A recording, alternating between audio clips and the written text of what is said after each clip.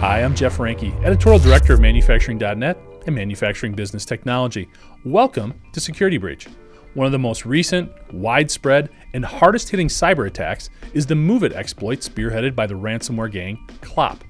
Although the attack was not specific to the manufacturing sector or exclusively targeting the OT environment, the zero-day vulnerabilities associated with this file transfer tool impacted a number of global manufacturers, including Shell, Schneider Electric, Siemens Energy, Emerson, FANUC, Bristol Myers Squibb, TTI, and Honeywell. Essentially, Clop was able to infiltrate MOVEit files and inject commands that allowed the hackers to access databases and steal a plethora of personal and operational data from over 300 companies. Clop gave its victims approximately 3 weeks to respond to ransom demands before it began publishing some of the stolen data in an effort to place additional pressures on the companies it was attempting to extort. The number of companies and individuals whose data is being made available continues to grow. Progress Software, the owner of the MOVEit platform, has released patches, but it was too late for many of Clop's victims. Since its origins in 2019, Clop has targeted over 10,000 companies around the world. We're excited to announce that this episode of Security Breach is being sponsored by Palo Alto Networks. Protect your OT assets, networks, and remote operations with Zero Trust OT security, powered by AI and machine learning while offering comprehensive visibility, Zero Trust security for all OT environments, and simplified operations. For more information, please visit www.paloaltonetworks.com/network-security. To help offer some clarity on the depth of these attacks, as well as share some lessons learned from this ordeal, it's our pleasure to welcome Mike DeNapoli to the show. In addition to researching and analyzing the MOVEit attacks, Mike serves as the cybersecurity architect and director at Cymulate, a leading provider of attack surface management and cyber risk mitigation solutions. Mike, thanks so much for joining us today, and welcome to Security Breach. So MOVEit was different for a lot of reasons, but what it did was not very different. It exploited a vulnerability that had been found in a software package.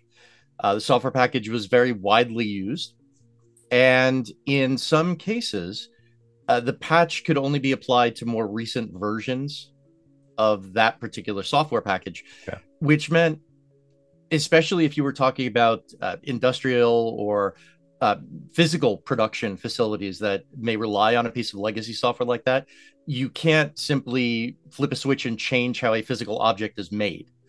And so those organizations would need more time, which was not something that was going to be available to them.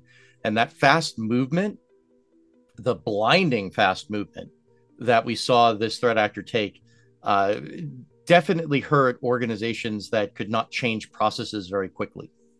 Were there some lessons learned? Are there some things that we took away from this? Or I know it's sort of an ongoing process. We still have a lot of data that's being exploited out there, but anything we were able to learn from it right now?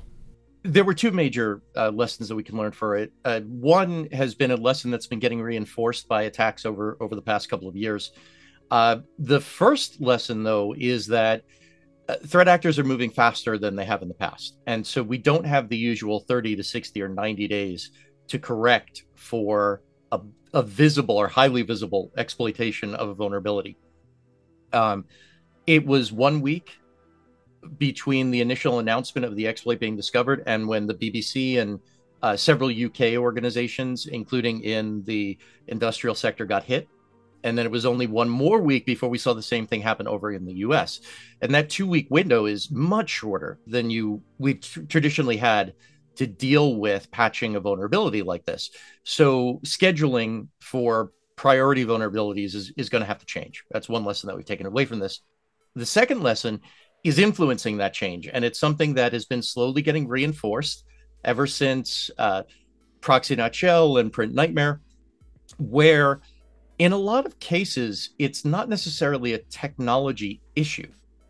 The patches were understood, they were available, upgrade paths were available, but IT organizations often have trouble getting budget, getting processes changed, getting executive buy-in to make either of those other two things happen in a timely fashion, because technology has always been seen as different than the rest of the business.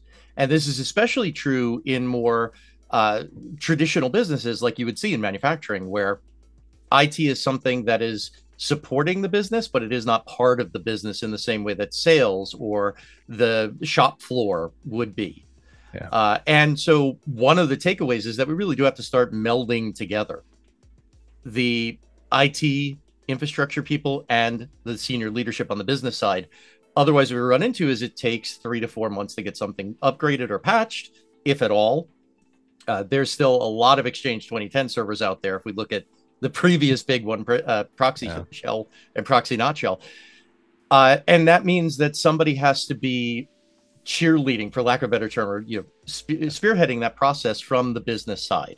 And that's what we're beginning to see happen now that we have the second big upgrade or you're going to get hit kind of attack in as many years. Yeah.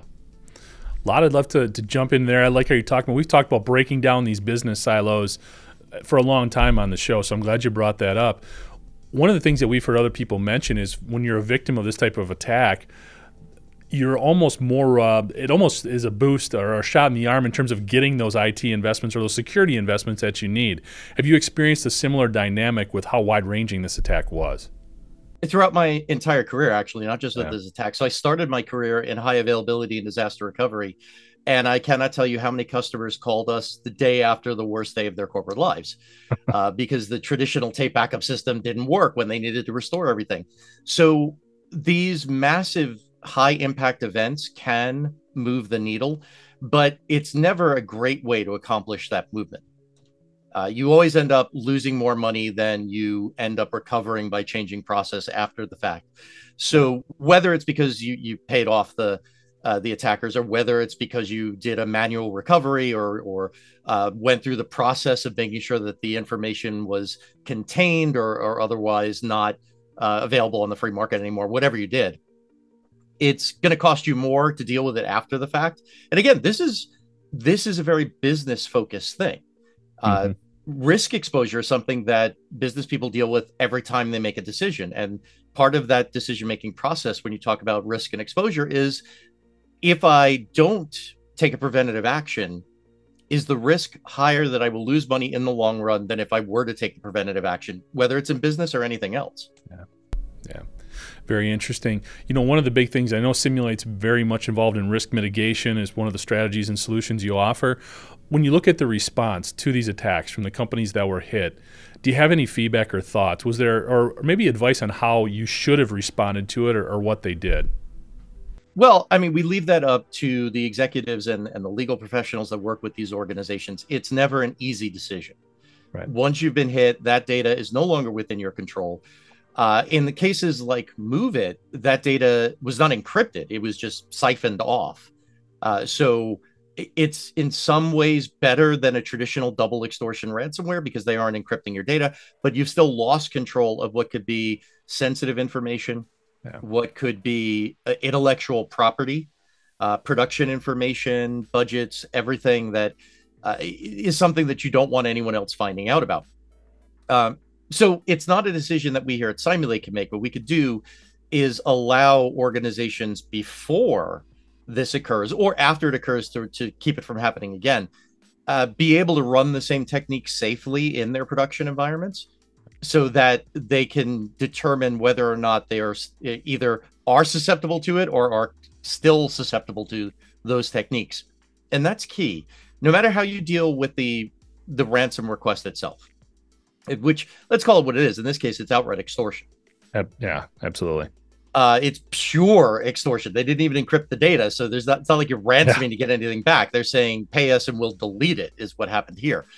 The techniques that they use to do it are known and they can be evaluated for, assessed for. It's something that traditionally has taken something like a professional red team or an external team. Cymulate definitely makes that easier, brings it within the reach of organizations at all different levels of skill sets and maturity in terms of cybersecurity. So it is something that organizations can prepare for, because if another group uses very similar techniques, maybe a different exploit to get the ball rolling, but then uses the same techniques after that, you can at least know whether your controls are up to the challenge of blocking that activity or alerting on that activity. Understood. The other thing that was interesting is I believe it's Progress is the name of the company behind MOVEit, the provider of that software. They actually did come out with some patches relatively quickly after they found out about the vulnerability, but a lot of those patches were not implemented in a timely fashion to really help those companies. What are your thoughts there? What was the delay there? Was it some of the silos you were talking about before? Is it just other internal processes that can get in the way, or why wouldn't those patches be applied more quickly? So there were three major areas where we saw that. Some apply to different industries differently. The first one is that it was tied to a critical business process. The sales organization could not process purchase orders unless the customer could send the purchase order through the MOVEit file transfer platform. So if we took that offline for any amount of time, we were going to stop business for that amount of time. The second is that they were on an older version of the MOVEit software, which Progress had said can't be patched. You have to upgrade. Now we've got business process and budget coming into play. And the third was we've seen this with many other things. It remains to be seen whether it was true for MOVEit. We've certainly seen it with other platforms. There may be critical business processes that aren't tied just to MOVEit, but tied to something that is in that specific version of MOVEit. It is necessary. Take manufacturing. They may have custom applications that are driving production facilities that rely on getting data from the MOVEit system in a very specific way. You upgrade that system and you could break all of those custom applications. And we've seen that with Exchange Server. We've seen it with web services when Log4j came out, right? So those are the three major things. They all revolve around the same idea of business and tech are not on the same page, because if they were, business would see that the alarming amount of risk that the company was being exposed to would justify saying we need a stopgap method so that we could take this offline until we can upgrade it and patch it and get it back to normal. Yeah. No, interesting dynamics there. How everything does play together, just not in the way we want it to, and not working together from a security perspective. I mean, some of these businesses have been around for 30, 40, 60, 80, 100 years. Yeah. In many cases, these are production systems that the hardware itself, the physical components themselves, are 30 or 40 years old. Any kind of changes you need to make in those systems are momentous. Yeah. They take a lot of time, energy, and money. And so it's often something that can't change on a dime. And so we need to look at, can we use compensating controls to defend against this? Can we find another method to temporarily, maybe we could stopgap by rigging up an FTP service to use for the next week while we figure this out. But that requires buy-in from the people who are actually managing those processes that are being impacted by the corrective action. No, it's interesting. I know one of the things that Cymulate also gets into is the growing attack surface. In the industrial sector, this just continues to become a bigger and bigger issue as we implement more automation and more technology. A couple of the companies that were hit on the industrial sector, when we look at Honeywell, when we look at Emerson, in particular, they are very much embedded on the plant floor. So if you're looking at a situation where payments couldn't be paid and you have operators using as a service type of setups in terms of improving the functionality that's going on the plant floor, it just starts impacting a growing number of companies and individuals beyond just the initial attack. So when we look at this just ever expanding attack surface, what are some of the dynamics that you're seeing in terms of how people are responding, maybe best practices or low-hanging fruit that they can go after to try to at least mitigate some of the vulnerabilities that they're exposed to and the potential outcomes? So, I mean, cards on the table. I work for Cymulate, and we make a tool that will look at the attack surface of an organization externally and internally. And that could be a major benefit to any organization, because knowing that something exists is a lot easier to deal with than thinking that something exists. If I know that these plant managers have passwords that are never changed, I'm not assuming that. I know it. I could see that. They haven't changed in the last 2 years. Okay, I can now push for having them use multi-factor authentication with a fob or some other physical token that they don't have to get out their phones, because you're on the middle of a shop floor. That's not going to happen. But they could use key cards, they could use fobs or tokens, and they could do MFA.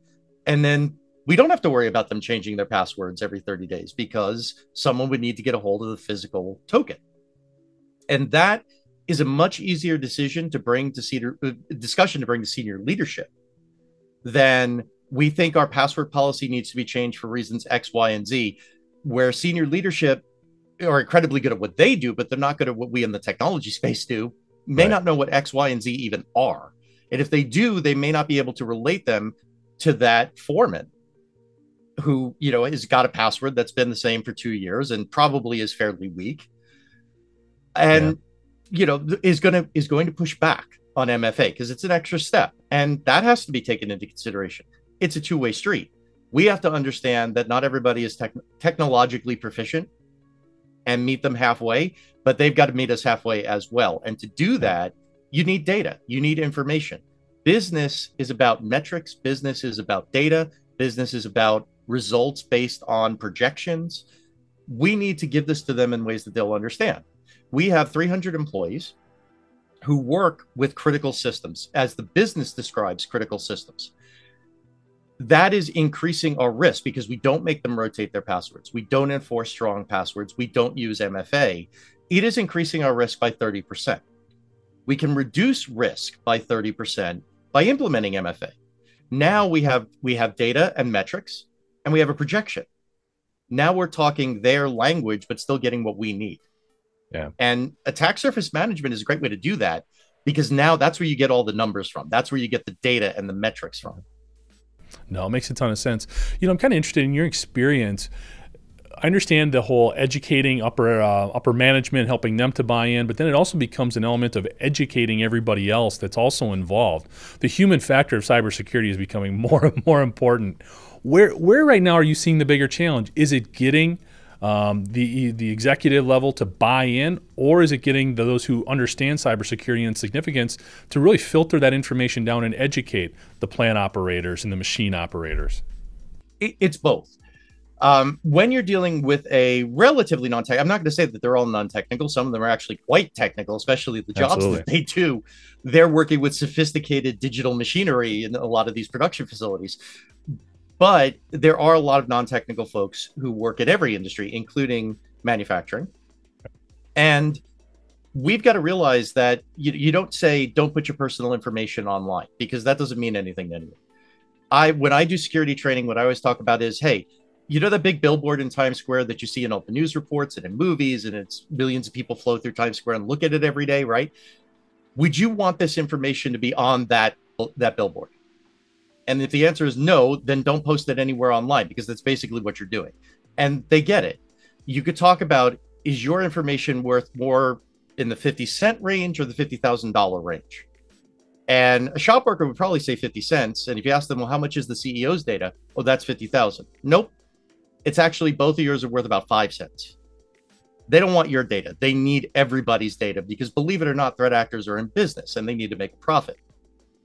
So putting it in terms that aren't technical to help bridge that gap is a huge thing. But at the same time, you will have resistance. And some of that resistance is going to be from people who have political clout, who have organizational clout. So you need senior leadership to be behind you on these efforts and say, you do have to listen. If you don't understand, you do have to ask questions, because this policy is going into effect. Yeah. And I'll give you a great example. SSL decryption. It's a topic that comes up all the time. There are tons of businesses, especially traditional businesses like manufacturing, as opposed to legal or financial. You've got, they're hesitant to implement it because they feel it would be a privacy issue. It is a security issue right now. They think it'll be a privacy issue, and they're not wrong. However, if senior leadership were to find out that abuse of networking within the organization could drop by as much as 50% once the employees know that where they go online can be seen, even though that's not the point of having this, it's a side effect of having it. Mm-hmm. Watch how much less traffic you get to Facebook, you get to Twitter or X or whatever they want to call it this week. That's something a senior leader can grip onto and say, this is a business reason why we're implementing this policy. So I am going to have all of my foremen enforce this across the production floor, because this is now a business policy, not a technical policy. We see it as the primary factor being security, but the business gets to see the primary factor being lower bandwidth usage, which means we don't have to upgrade the bandwidth next year. So a lot of business solutions can come out of a lot of these security initiatives and helping everybody out. It's kind of interesting. It's another example of, like we talked about before, breaking down some of these silos and getting everybody to work together. Makes a ton of sense. I mean, it's some of the stuff that we've seen is absolutely amazing. And the file transfer protocols that they use this particular attack that we've been discussing was against a file transfer methodology, but we've seen data exfiltration that was just ingenious, where they've converted files into MP4 media files to slip them past the data loss prevention systems. And they've done it in a way that didn't trigger any excessive CPU usage or anything else. Right. So if we talk about it from a technical example, that technology is something that every media organization would love to have. It'll save them a ton of money on electricity every year. So this is something that, because compressing things down and moving them, it's a lot of CPU, a lot of GPU. So if they could do it without raising any flags, they're obviously doing it much more efficiently. These kinds of things, though, again, they're a business. They're trying to make money. Is there a chance you'll get hit by a geopolitical actor? Yes, sure. Definitely happens. But you're much more likely to get hit by one of these shotgun attacks, like we saw with Clop. Yeah. And those can be defended against. Well, I think one of the things, at least in the industrial sector, that we see that's really hindering a lot of defensive postures or lowering it is just getting visibility into, again, that attack surface that's getting bigger and getting broader and really understanding all the moving parts. When you're working with companies, or maybe from things from your past experience, what advice can you give in just improving that visibility so that you can see these things coming, hopefully? So first things first, don't assume anything. You can trust, but you have to verify. That's a very well-used phrase, but it remains to be true.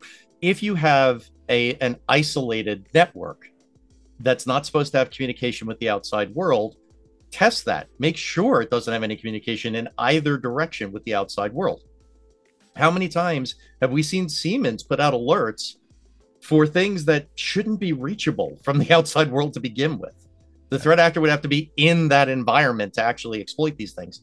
But Siemens is saying, no, you need to update everything, because they know sometimes those network segments are porous. They do allow for communication, because 10 years ago, it was completely isolated. But 5 years ago, we put in a new plant, and that plant it calls home once a week to get updates. Now we've got a hole in that firewall. Well, if the two sides aren't communicating together effectively, or if IT and cyber aren't communicating together effectively, that detail could have been missed. Yeah. And what I think is an isolated network actually has port 443 open. And so the opposite also remains true. We're getting to a point where truly air-gapped networks, they can exist, and there are reasons why they may sometimes need to exist, but that is becoming a very small segment of the marketplace. Yep. And we need to adjust to the fact that SaaS solutions are going to be part of business, that network systems that are talking to the outside world are going to be part of business, and we need to adapt to that. And that's the major, especially in industrial and manufacturing, we see it more often than in others, where legacy equipment that was never designed to be connected to the outside world gets moved into a network that is. So that's something that we're seeing, and mapping that attack surface by using the same techniques the threat actors do safely is the best way to validate whether or not what you think is there is actually there. No, makes a lot of sense. It's paying attention to all those little different data points too in manufacturing that we see, and because we live in a new world, we need to pay attention to those slight temperature spikes that maybe we brushed off before. You never know what people are trying to do. Even better, does the thing that alerts you on those temperature spikes, does that exist inside the walled off network, or is it outside? Colonial Pipeline, the industrial components never got hit.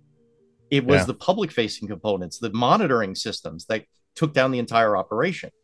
So that's when we say, yeah, you think you know it's there, but you really do need to test to make absolutely sure. And you need to test regularly. This isn't a once a year thing.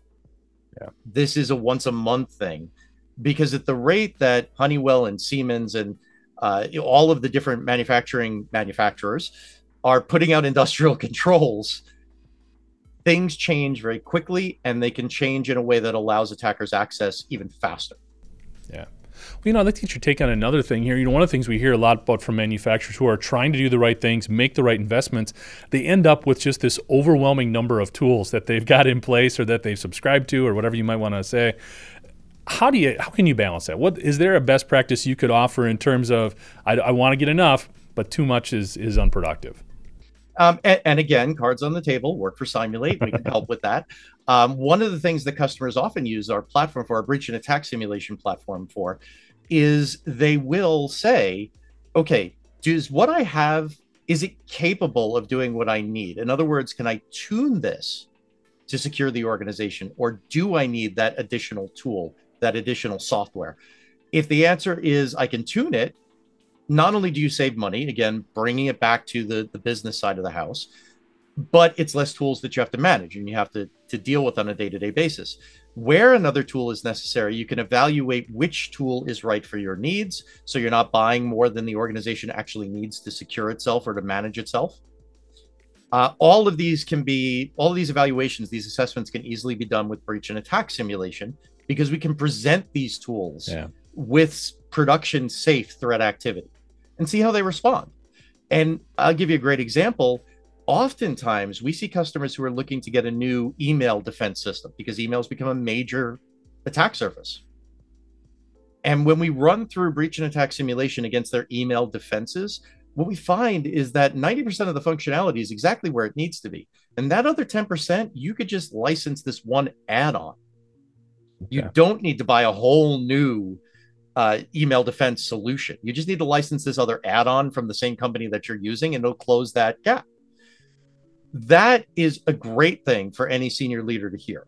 Yeah. And it's something that there are orgs that are going to have to replace their email gateway, their web gateway, their endpoint solution. Yes.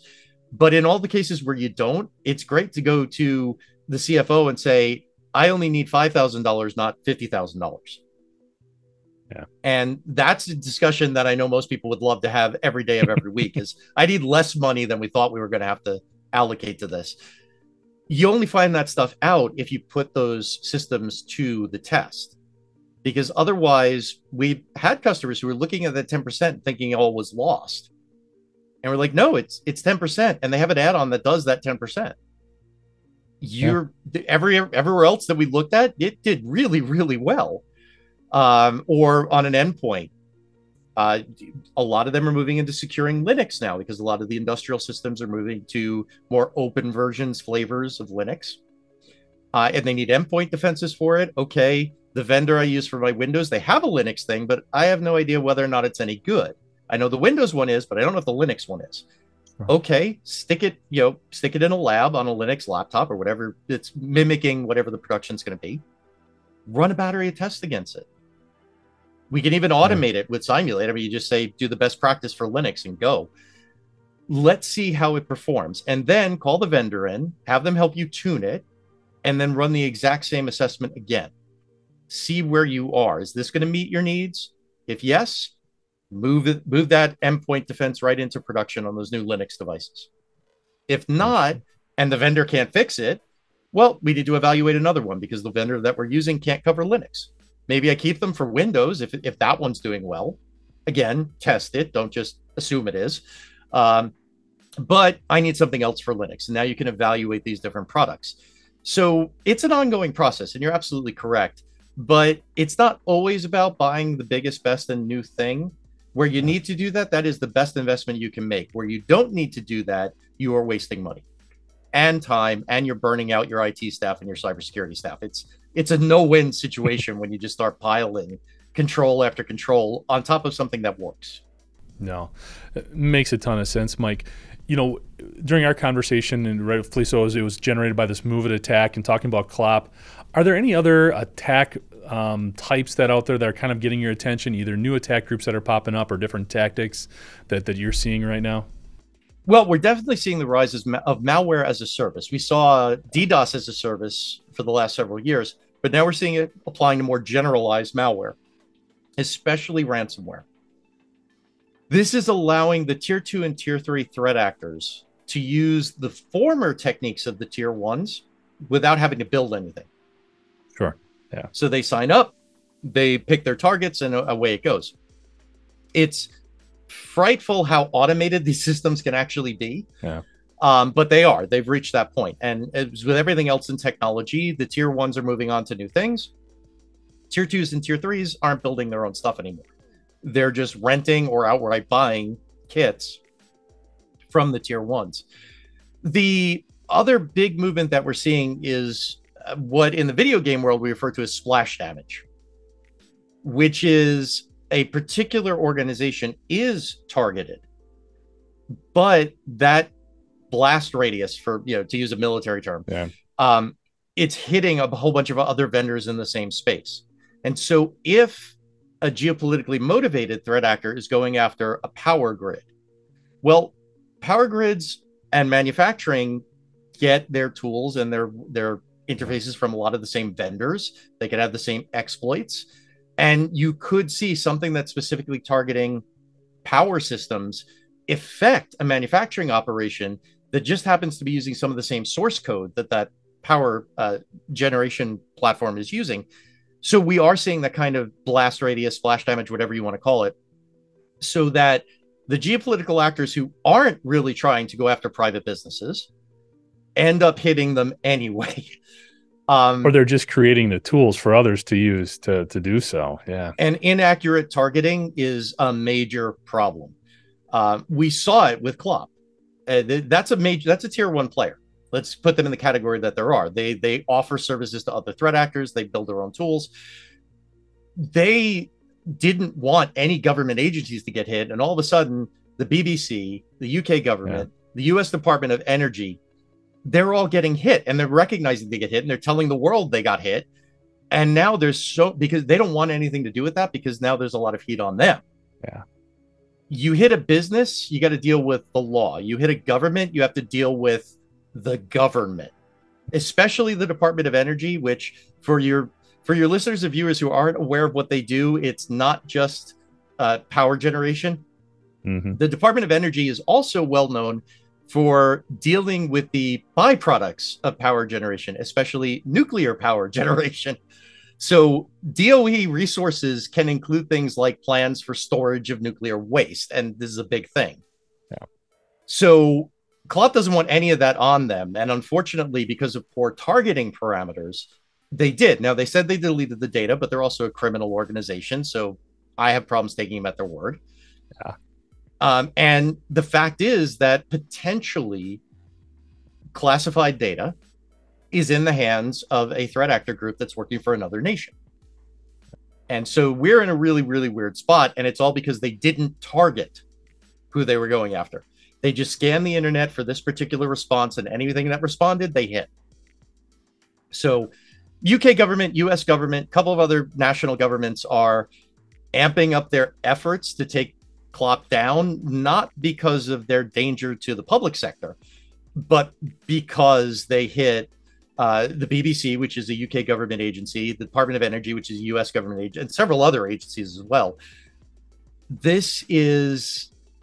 know they're in trouble now. That's why their tier 2 and tier 3 affiliates are now using MOVEit, and they're not doing so much with it anymore because they know they've got a big target on them right now. Yeah. So that untargeted attack is huge. We're seeing a lot of them. We're seeing they're growing in number and in frequency and in the ferocity of their scanning for exploits. And that means it doesn't matter what industry you're in. If they're not targeting anyone in particular, you are as vulnerable as anyone else that has not patched this particular problem. But again, you have to look at it from a business perspective. If this system is a back office accounting thing that doesn't deal with any reportable numbers, doesn't generate revenue, even though there's a high potential that it will get hit, I wouldn't prioritize that over a lesser threat that leads directly to the heart of my organization and my crown jewel, so to speak. So having that business input also helps us to prioritize which threats are we going to put the most effort in deflecting. And that's another reason that it's critical. You can't fix everything. Yeah. Because the minute you do, tomorrow there'll be new stuff for you to fix. But if you know how systems work with each other and what leads to what, because if that backend system that you don't think talks to anything actually has access to the production databases, And here I mean the databases that hold the instructions for the machinery making your product. Well, suddenly, if somebody gets on there, they can leapfrog right into the crown jewel of your organization. And attack path mapping is how you figure all that stuff out, which we can help with.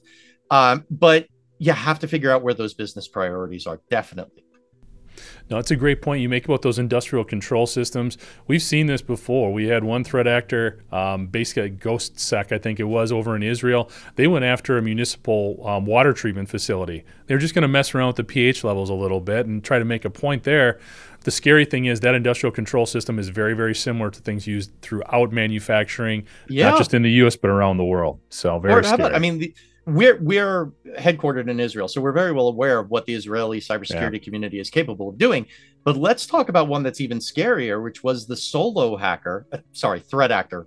They became a threat actor the minute they did something that put people's lives in danger. Right. Solo threat actor that was playing around on a water control system and almost dumped a whole bunch of chlorine into the water supply because someone left an RDP session open. That was all it took. These little things, and this is not a government-funded threat actor. This is not a consortium or a gang. This was one person who saw, hey, I could get to this. Let me move the mouse around and see what I could do, not realizing what he was about to do was potentially kill thousands of people. That's a great example of splash damage. They didn't target water control facilities. They saw an opening. They were quote unquote playing around, and they almost got people killed. And it's so easy for that to happen if you're not aware that that computer that's on that person's desk has an RDP client that connects directly into the chlorine control system or into the component of the production systems that keep them from overheating. Or the safety systems that shut them off if somebody's arm is going into the thing. Yeah. These are all things that manufacturing has to deal with, even though they were not hit directly. It is now known that this is an attack surface, and you need to make sure it's not an attack surface in your organization. Now, I think we're always going to be chasing the bad guys, but I think our vantage point, our understanding of them continues to grow and get better and makes us stronger overall, both individually as companies and really as an industry as well. Yeah, they're cybersecurity professionals. They're cybersecurity professionals who have, for whatever reason, decided to dedicate themselves to harming others instead of protecting things. But they are us. And if we start thinking the way that they think, we can anticipate their next move, because they will reuse code just like we reuse code. Yeah. They will do things with the same techniques, just like we do things with the same techniques in different areas. And getting that mindset can sometimes be depressing. I fully admit it. But on the other side of the equation, you know, we used to, when I worked for an MSSP, we used to all cheer whenever we stopped an attack, because it was a time to stop for a moment and say, we made a difference. Sure. We changed something for the better. And in Cymulate, it's the same way. Every time we see one of the Cymulate scores drop because lower scores are lower risk, we're celebrating. It means that we had an impact on this organization in a positive way.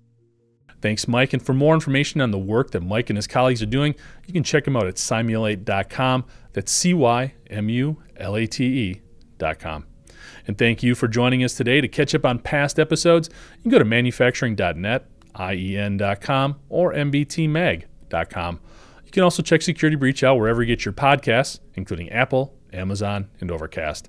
And if you have a cybersecurity story or topic that you'd like to have us explore in Security Breach, you can reach me at jeff@ien.com. For Mike DeNapoli, I'm Jeff Ranke, and this is Security Breach.